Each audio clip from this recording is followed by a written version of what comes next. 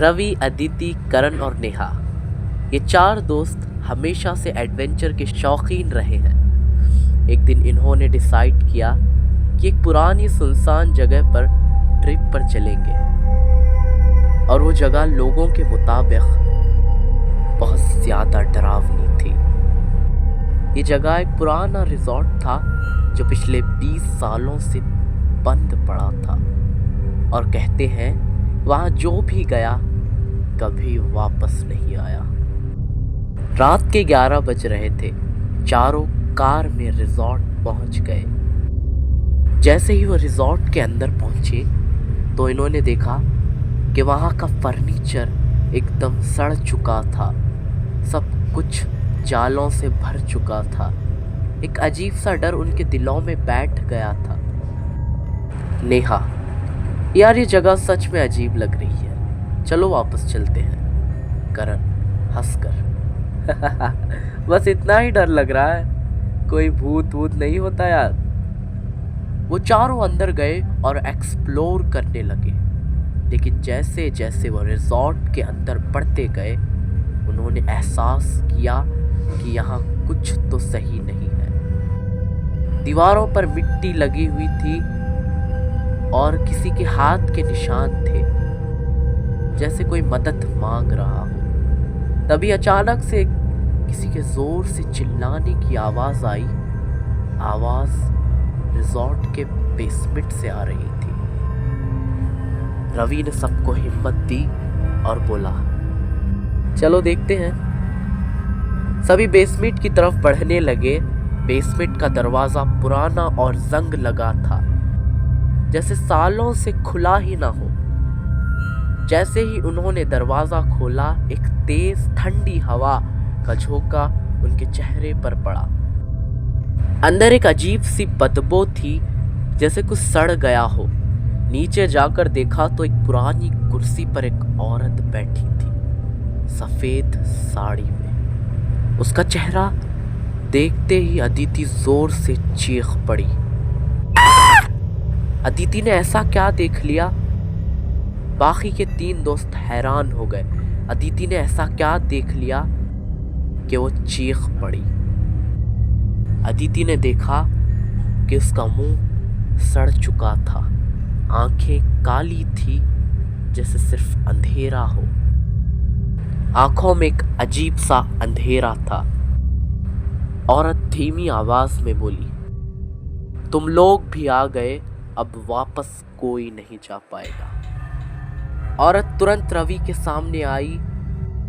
डर के मारे रवि ने फ्लैशलाइट गिरा दी और जब दोबारा उठाकर देखा तो वहां कोई नहीं था, बस खाली चेयर पड़ी थी।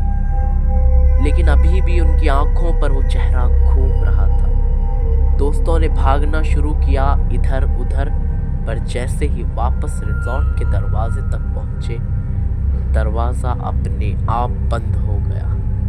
सभी जोर से चिल्लाने लगे पर कोई सुनने वाला नहीं था। तभी अचानक से रिजॉर्ट के एक रूम का दरवाजा खुला और उसमें एक छोटी सी लड़की बाहर आई और उसके हाथ में एक पुराना टेडी बियर था और उसके कपड़े फटे हुए थे। लड़की मासूम आवाज में बोली, आप लोग यहाँ नए आए हैं, क्या आप भी हमारे साथ खेलोगे? ये सुनकर सभी के होश उड़ गए। करण ने डर के मारे उस लड़की से पूछा, तुम कौन हो? लड़की हंसी और बोली, मैं भी एक दिन तुम्हारी तरह यहाँ ट्रिप पर आई थी, पर अब यहीं रहती हूँ। मेरा नाम नेहा है। नेहा ने सुनते ही चीख मारी, मैं तो जिंदा हूँ, तुम कौन हो? लड़की हंसने लगी और कहने लगी, पर मम्मी कहती है जो यहाँ आता है वो वापस नहीं जाता। इतना कहकर लड़की हवा में उड़ गई और रिजॉर्ट की दीवारें लाल होने लगी। चारों ने अपनी जान बचाने के लिए दरवाजे को पत्थर से मारने लगे और तोड़ने लगे, लेकिन कोई फायदा नहीं हुआ।